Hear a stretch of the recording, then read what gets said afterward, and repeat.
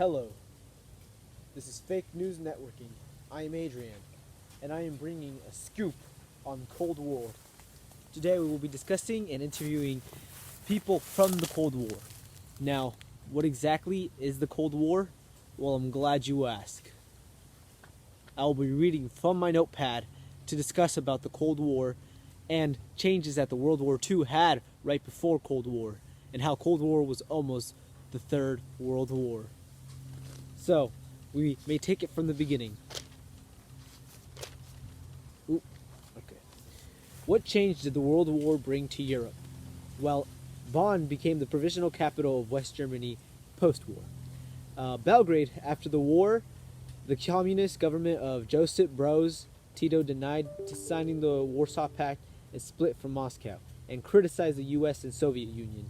Budapest, this capital of Hungary, center of counter-revolutionary movements, rose up in 1956, refused to sign the Warsaw Pact, so the Soviet army killed thousands of Hungarians, sadly.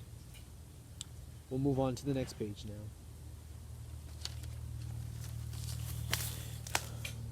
Moscow, capital of Russia and the Soviet Union. That's all I got for that. Berlin was part of West Germany, despite the fact that it was in East Germany. After the war, West Germany prospered, and the people lived free. 2.5 million people moved from West Germany.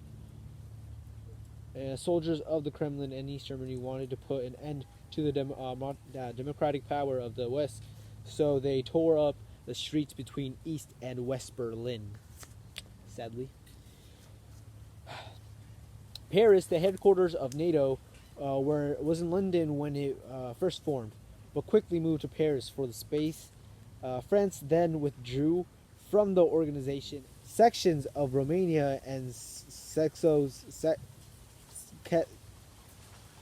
Slovakia were annexed by the Soviet republics they had bordered.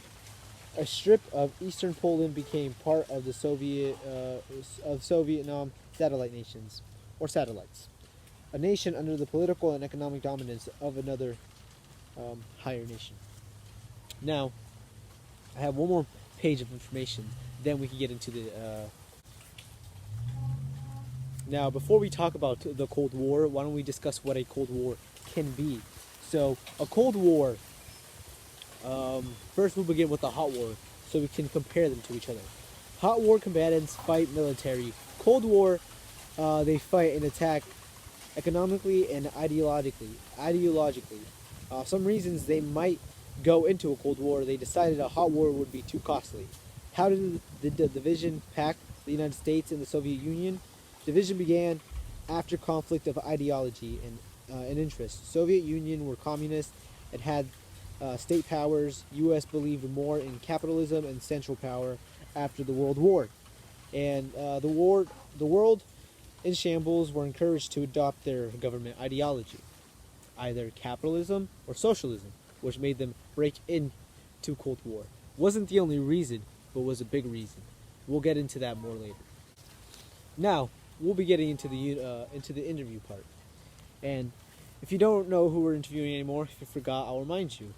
I am interviewing Tyler Blevins, a Cold War survivor, I guess, witnesser, aka just an old CIA member. I don't know what else you want me to say. So we'll get right into that. Before we get into the thing, I just want to shout out our quick sponsor. I'll let the ad play right now, and then we'll get back to this. Okay. Hello, I am Tyler Blevins from the Cold War. I'm not from the Cold War, but that's what I'm here to talk about and to represent. Hello, I'm Adrian. Nice to meet you, bro. Sound pretty official there. I'm just trying to interview you. I'm gonna read you a script, bro. So, we'll just get into the questions. I don't like reading that much, bro. And I think you can understand that, right? Okay. So I'll ask question one now. What is a Cold War compared to a hot war? A hot war is a war that is fought more military based. There's more action, more fatalities, more deaths, more of basically what you think a war would be. Hot war is just your common basic war. All right. No, I'm pretty good answer, man. I'll ask you a question two now. We'll get this over and done with. So, could you give us some, camera crew? Could you give us some background knowledge of your life at that time? I was 19 when I joined, so I joined in 56, and I was there for the remainder of the years. And I could say that it was very interesting, um, very like what's the word? Very not emotionally gaining, but like morally gaining. Like, oh, this is morally right. Fight for this country. Your country is your home. You will protect it no matter what. And I mean, that's basically how life was back then. And then there was, the war on drugs and all that, and people rioting. And for the most part, they weren't completely wrong. I can always appreciate another point of view. But prior to that, prior to the Cold War beginning, I was 12. I lived with my mother, and we moved around quite a bit. I started school in New York, and then I moved down to Florida, and then lastly, I finished school in the upper of South Carolina, and then after that, I really wanted to join with the government, so I tried really hard, and I succeeded. I met with a lot of officials, met a lot with a lot of just a lot of people. Bro, chill. I didn't want to know your life story, but thanks for the elaborated answer. So I'll go ahead and ask you question three, I guess. Um, what were your stances on both the leader, of powers from both powerful countries? Stalin and at the time it was Truman. What are your thoughts? Now, Stalin. I don't hate the guy. Stalin was he was okay. Bro, did you just say you don't hate Stalin? Did you just say he was an okay dude? He was quite a dick. Did you also just say, bro? This is a child-friendly show, right? But I mean, that's how dictatorships are. That's how communists are. And he had different ideology from that of NATO and the UN, I guess. Were they the UN? I don't remember, to be quite honest. But yeah, he had different ideologies, so he kind of like parted ways, and he yeah was All right, bro. You gotta chill with those. I mean, those are good answers, but they're kind of long, man. We're kind of on a tight schedule.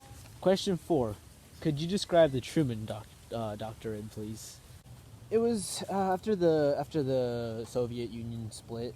Um, it was Truman made a doctrine, basically making NATO shun all of the Soviet Union from them. They just shun them.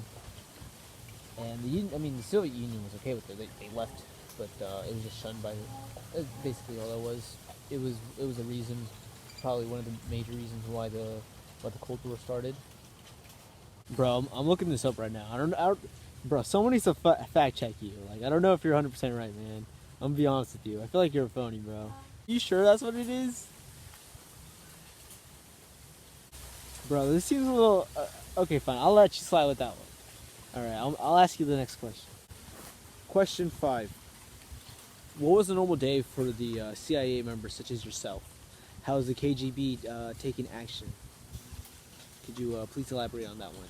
That one actually needs elaboration. Please and thank you. They were spying in every aspect of Western life. You couldn't go anywhere without there being a KGB member, a part of it. Say you were at a dance club or just a regular club, Well, I mean, they're the same thing, but they would be there. Think about a coffee house. They'd be at the coffee house. Yeah, they were just in every aspect of Western life. How was communism seen to you and the people around you back then? That's what question 6 is. At the time, so communism. If you didn't know, it was very taboo. I guess it wasn't really the norm. And it was more or less very like if you were communist, you were shunned. Oh, who are you talking about? I don't know any communists. Like, what do you, who are you friends with, bro? Like, what is okay? First, I don't even know if you're a legit person, man. Like, someone needs to fact check. We'll fact check you after this. If you were like, well, Stalin isn't that bad, then you were just like, no, like you can't chill with us, you can't hang with us. Just put that in colloquial diction. But to be more convinced, it was very struggling to be in those times if you had different beliefs and stuff. Like if you're a communist now, you can have those beliefs. You'll still be like shunned or like attacked verbally and mentally, but it's not as bad as it was back then. Question 7. Were you scared by the culture or culture of fear? How did that affect media? What was the HUAC? HUAC was an organization based on I think it was, correct me if I'm wrong, but it's been a while.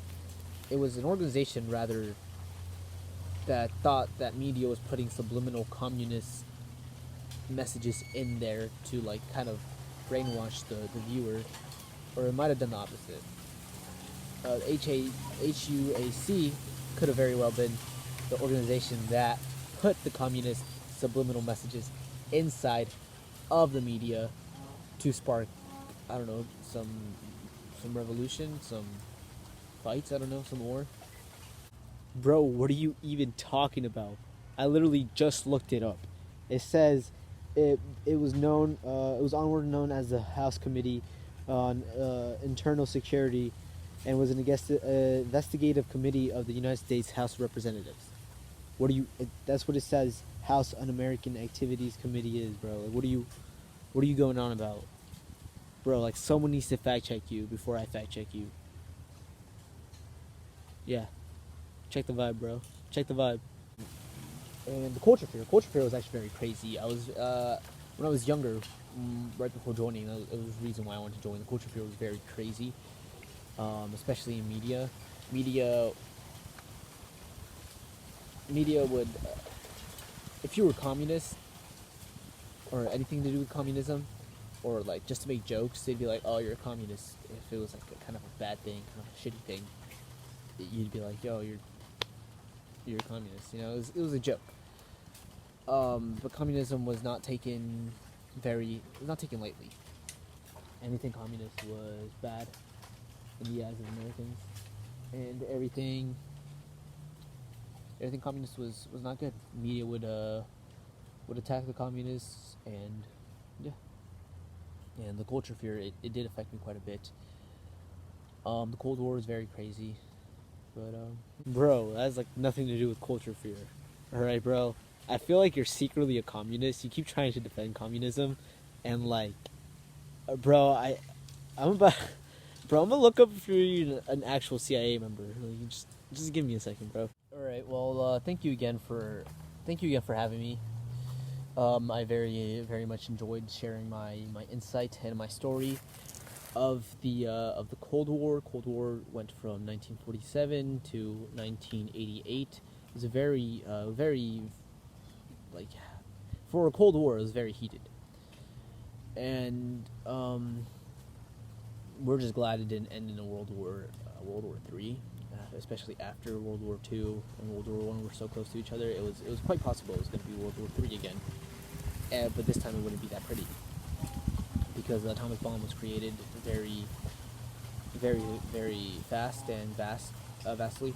So there was a lot of them. But yeah, thank you for having me here. Oh, here's not actually telling me that you're a CIA member. It's telling me that you're known as Ninja, a video game player of the game Fortnite. Is that true?